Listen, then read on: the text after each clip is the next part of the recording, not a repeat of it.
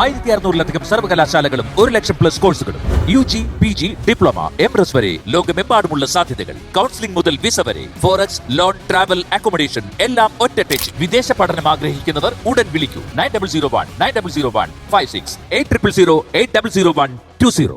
മാഡത്തിന് കുടിക്കാൻ എന്തെങ്കിലും പറയട്ടെ? ഒന്നും വേണ്ട മിനിസ്റ്റർ. ചന്ദ്രമതിക്ക് കുഴപ്പമൊന്നുമില്ലല്ലോ അല്ലേ? കേസിന്റെ വിധിയേക്കാൾ ചന്ദ്രമതിയുടെ അവസ്ഥയിലാ എനിക്കിപ്പോ ആശങ്ക. ചന്ദ്രമതിയുടെ കാര്യത്തിൽ ഒട്ടും പേടിക്കണ്ട. Police പ്രൊട്ടക്ഷനിൽ guest ഹൗസിലുണ്ട്. ത്യാഗരാജനോ അതുപോലെ മറ്റാരു വന്നാലും കാണാൻ അനുവദിക്കരുതെന്ന് നിർദ്ദേശം കൊടുത്തിട്ടുണ്ട്. ത്യാഗരാജൻ ഇനി ചന്ദ്രമതിയെ തിരിഞ്ഞു പോലും നോക്കില്ല. അവൻ ഉദ്ദേശിച്ച കാര്യം നടന്നല്ലോ. ചന്ദ്രമതിയുടെ മൊഴിക്ക് കോടതിയിൽ സാധുതയില്ലാതായി.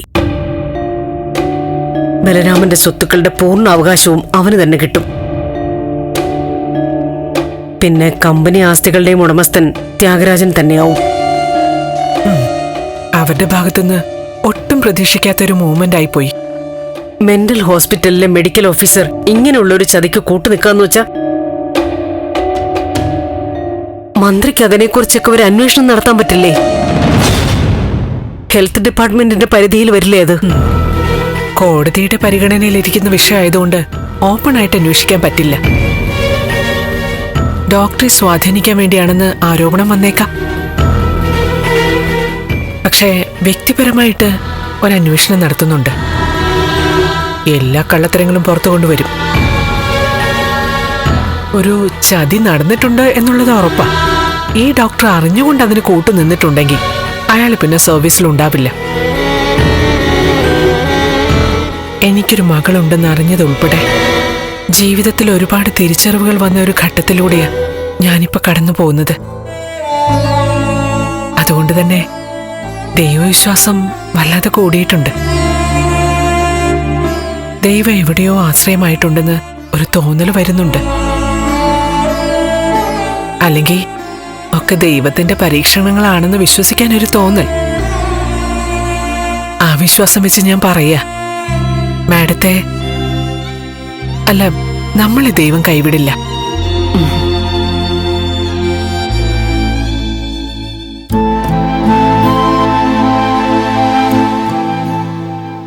നന്ദ, മുരളി വിളിക്കാറുണ്ടോ? ഇന്നലെ വിളിച്ചിരുന്നു. ജോലിയും കാര്യങ്ങളൊക്കെ ആയിട്ട് അവനോട് സെറ്റായി. അവനെന്തായാലും രക്ഷപ്പെട്ടു. നല്ല ശമ്പളത്തില് ഗൾഫിൽ വല്ല വേക്കൻസിയും കിട്ടുമോന്ന് ഞാനും നോക്കുന്നുണ്ട്. പിന്നെ നന്ദൻ എന്തായാലും ഹെവി ലൈസൻസ് കൂടി എടുക്കാൻ നോക്ക്. KSRTCയിലോ മറ്റോ കയറിയ ഗുണം ഉണ്ടാവും. ഗണേശേട്ടാ, CP സാർ വിളിക്കുന്നുണ്ട്.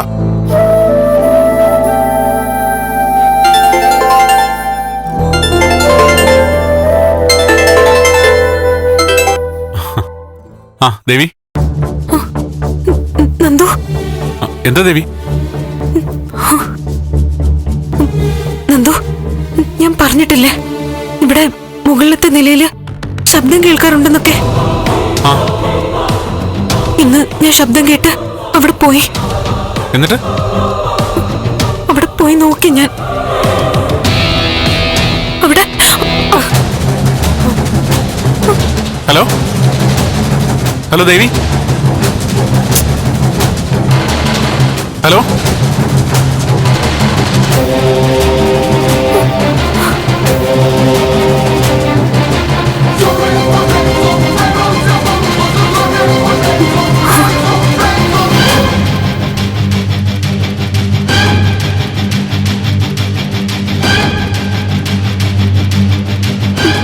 സോറി മാഡം, എന്നൊന്നും ചെയ്യരുത്.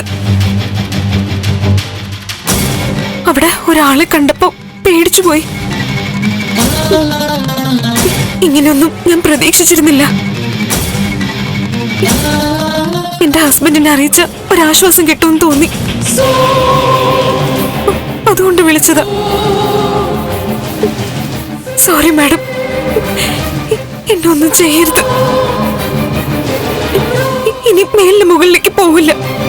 ഇനി ഒരു അക്ഷരം മിണ്ടരുത്. നീ പോയിക്കോ. എനിക്കിനി നിന്റെ സേവനം വേണ്ട. മാഡം, ഒരല്പ അനുസരണ ഉണ്ടായിരുന്നെങ്കിൽ നീ ഈ ധിക്കാരം കാണിക്കോ? എനിക്ക് നിന്റെ ജീവിത രീതിയിലല്ല പോകുന്നിടത്ത് പെരുമാറേണ്ടത്. നിന്നെ ഇവിടെ കൊണ്ടുവന്ന് നിർത്തിയത് നിന്റെ ഉള്ളില് കുറച്ചെങ്കിലും നന്മയുണ്ടാവുമെന്ന് കരുതിയിട്ടാ.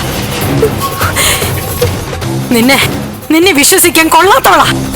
അയ്യോ മാഡം, ഇപ്പൊ ഈ നിമിഷം ഇവിടുന്ന് ഇറങ്ങിക്കൊള്ളണം.